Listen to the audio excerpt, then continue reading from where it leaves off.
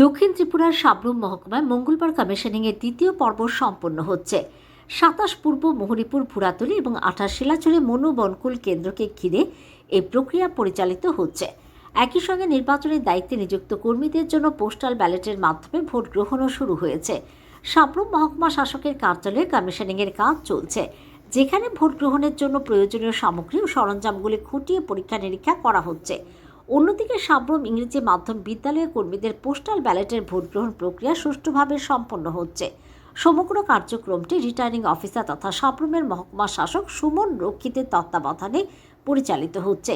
তিনি জানান, নির্বাচন কমিশনের নির্ধারিত সমস্ত নির্দেশিকা মেনে প্রতিটি ধাপ সম্পন্ন করা হচ্ছে এবং কোথাও কোনো অনিয়ম বা বিশৃঙ্খলার খবর নেই।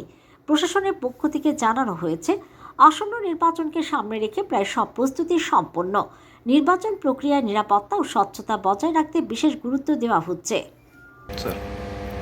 আজকে আমাদের ২৭ এবং ২৮ কনস্টিটিউয়েন্সির যে কমিশনিং পর্ব, এটার দ্বিতীয় দিন। গতকালকে ২৭ এসির কমিশনিংটা আমরা শেষ করেছি, আজকে ২৮-এর চলছে।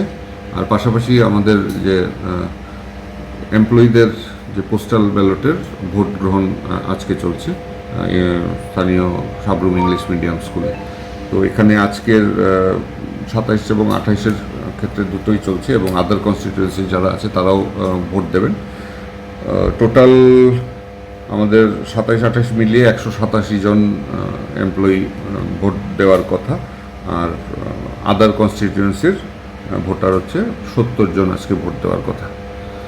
তো এখন অবধি তো প্রসেস চলছে ঠিকঠাকভাবেই।